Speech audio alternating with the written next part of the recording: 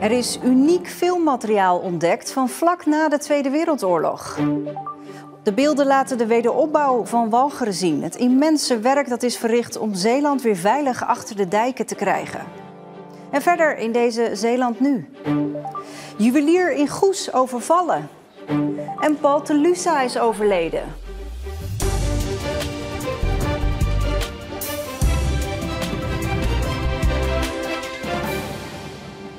Goedenavond. Ze zouden niet bestaan, maar zijn nu toch opgedoken. Filmbeelden van de wederopbouw van Walcheren na de oorlog. Voornamelijk van het herstel van de dijk van Westkapelle. Het Bevrijdingsmuseum in Nieuwdorp heeft de beelden gekregen. Ze zijn gemaakt door kommer Jan Westhoeve, destijds ingenieur bij Rijkswaterstaat. Meneer Westhoeve was werkzaam als waterbouwkundige bij Rijkswaterstaat. En hij was verantwoordelijk voor de wederopbouw van Walcheren. Maar hij had als hobby fotografie en film. Dus hij nam zijn filmcamera mee, zijn fototoestel en heeft zo heel het proces van de wederopbouw, dus het repareren van alle dijken, vastgelegd. En jullie hebben die beelden gekregen? Ja, dat klopt. Wij kregen 7 8 mm films en een 63 glasnegatieven. Nou, het was allemaal nog even spannend natuurlijk wat erop zou staan, maar dat wisten we niet direct. Hoe bijzonder zijn deze beelden nou? Nou, zo'n volledig beeld van de wederopbouw van Walcheren hebben wij nog nooit gezien. En we hebben ook van kenners begrepen dat die beelden er ook niet zijn. Dus het is heel mooi dat je eigenlijk alle stappen kunt zien. Die hebben geleid tot het dichten van het laatste dijkgat. En in Westkapelle is Anke Tanihattu. Ja, jij staat bij de dijk die in die beelden een grote rol speelt, hè? Ja, en hier achter mij kun je dus heel goed zien het gat wat is geslagen tijdens het bombardement in 1944.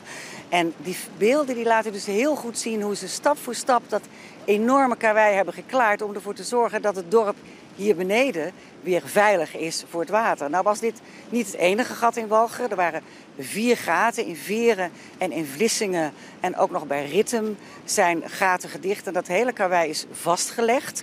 Maar al die beelden die lopen soms ook door elkaar. Dat zie je in de films. En er zit ook geen geluid onder. Dus soms weet je niet echt waar je naar zit te kijken. Dus heb ik de hulp ingeroepen van Piet Willeboortse. Piet heeft heel zijn leven in het dijkbeheer gezeten. En samen met hem heb ik naar de beelden gekeken. Kijk hoor, dat is wat hé. Oelala bovenstoom. Jongen. Kijk, die man die nee om teren wist, dat is voor in de teermeulen, heet dat. Dan maken ze gietasfalt. Hier zo kookten ze die teer in.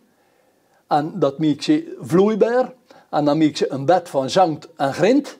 Maak ze net als voor cement, maar dan in plekken van cement deze vloeibare teer in. Die kipten ze op de bruiksteen. En dat is als het ware de lim, die stenen mee aan elkaar limt. Dat spul dat is 160 graden warm. Dus je moet er niet invallen met je nang, want dan verbrand je. Piet, jij weet dit allemaal, maar je hebt die beelden nog nooit gezien. Hoe weet je dit allemaal? Ik heb die beelden nog nooit gezien, maar dit weet ik van overlevering. Want mijn oom, die was na de oorlog was die hierbij en die heeft dat allemaal daadwerkelijk, zo heeft hij dat mee en dat heeft hij me zo verteld. Dus daar weet ik dat van. Dit is het transport van de zuiger. Hier zien we de zandzuiger liggen in de kreek. Dat is nu de kreek van Westkapelle. En dan moest hij weer terug de dijk over richting de zee. Wat een werk is dat geweest toen, hè? Een verschrikkelijk werk. Daar hebben ze meer dan een week eraan gedraaid. En dan 1 lier, die stonden 8 man en die stonden 8 lieren. Hier zie je bovenop de duinen nog de radarpost van de Duitsers staan. En ja, hier zo zetten ze het werkvolk hier zo aan land. Ken je nog mensen? Herken jij nog koppen? Die mensen die net aan die lieren draaiden, daar herken ik koppen van. Ja, Anke, ik kan me voorstellen dat veel mensen de beelden willen zien. Moeten we dan allemaal naar het Bevrijdingsmuseum? Nou, je moet nog even geduld hebben, want het Bevrijdingsmuseum in Nieuwdorp gaat een heel paviljoen inrichten over de wederopbouw van Zeeland. Dus nog even geduld. En deze beelden die gaan ook gebruikt worden voor een documentaire over de wederopbouw hier in Westkapelle. En die gaan we volgend jaar uitzenden bij Omroep Zeeland. Dankjewel, Anke. Een juwelier is vanmorgen overvallen in Goes. De 2 daders in zwarte kleding gingen er vandoor op een scooter. De overval was rond 9:15 in de Lange Kerkstraat, een winkelstraat van Goes. Op dat moment waren er 3 medewerkers in de zaak. Die zijn niet gewond geraakt. De politie maakt vooralsnog niets bekend over de buit. Er zijn door omstanders beelden gemaakt van de overval. Die zijn in ons bezit. We laten een selectie daaruit zien. Maar let op, het zijn heftige beelden.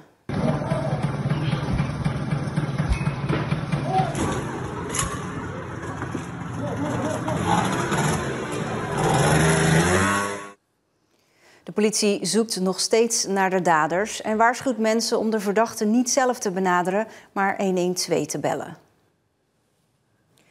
Dat Nederlanders tot slaafgemaakten in hun bezit hadden is bekend. Veel minder bekend is dat tussen 1600 en 1800 ook Nederlanders zelf tot slaaf gemaakt werden en naar Noord-Afrika werden vervoerd. Onder hen veel Zeeuwen. Uit nieuw onderzoek blijkt nu dat er veel meer zijn dan gedacht. Het is een onderdeel van ons slavernijverleden, wat niet weggedrukt mag worden.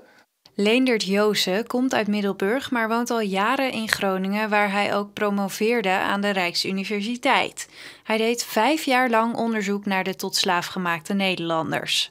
Ik heb dus ontdekt dat minimaal 15.000 mensen moeten geweest zijn in de 17e, 18e eeuw.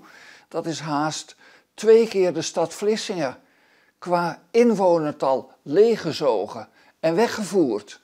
De Nederlanders werden door Noord-Afrikaanse kapers van hun handelsschepen afgehaald. Zo namen ze niet alleen het schip, maar ook de bemanning gevangen. Meteen op het schip werden ze al met zware ketenen geboeid aan de voeten, dat ze niet weg konden lopen. En zo werden ze van de wal naar de markt gesleept en daar werden ze verkocht, op zicht gezet. Dat lot overkwam ook veel Zeeuwen. In zijn zoektocht kwam Joosen tot een opvallende ontdekking over Arnemuiden.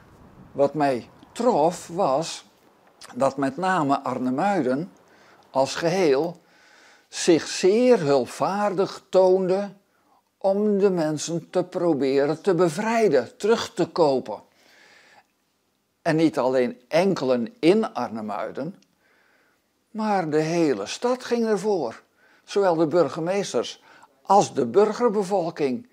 Zo lukte het Arnemuiden om verschillende tot slaafgemaakten terug te kopen.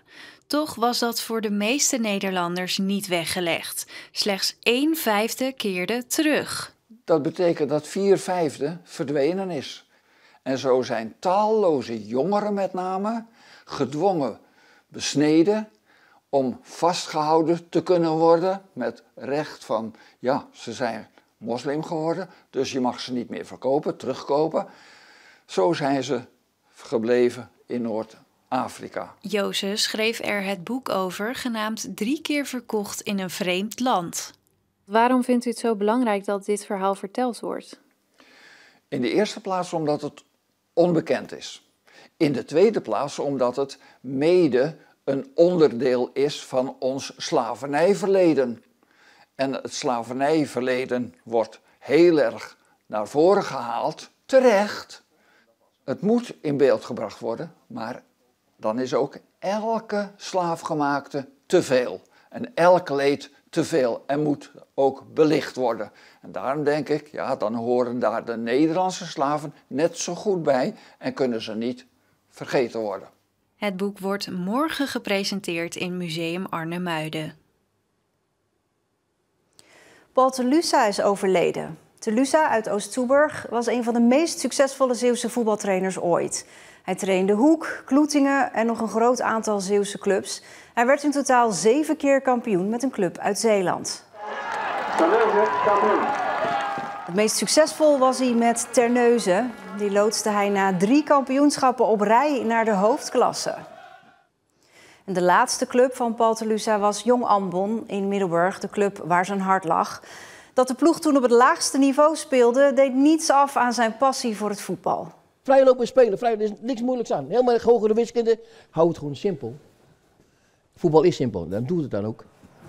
Waar het om gaat is dat het spelletje nog steeds hetzelfde als vroeger. Het gaat erom dat je altijd nog steeds een goal meer maakt als tegenstander om wedstrijd te winnen. Wat ik verwacht, en ook, dat ze in ieder geval hun stinkende best doen. Dat ze in ieder geval met een portie werklust probeert hetgeen wat we dus afgesproken hebben, waar we over trainen, om dat goed na te bootsen. Ja, go, up! Oké, Blue! Pat Lusa was ziek. Hij is 71 jaar geworden.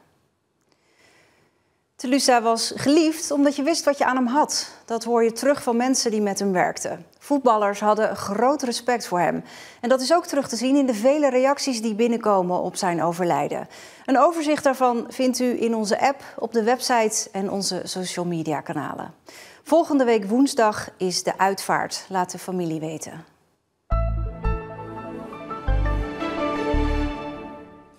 Regen in de vroege ochtend, maar daarna kwamen er stapelwolken en werd het nog vrij zonnig. Het werd niet warmer dan 19 graden.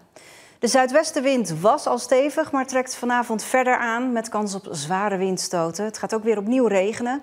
En ook morgen begint de dag met buien en hier en daar wat onweer. Later op de dag wordt het wat beter. Meer weten over het weer? Kijk dan straks naar Jules.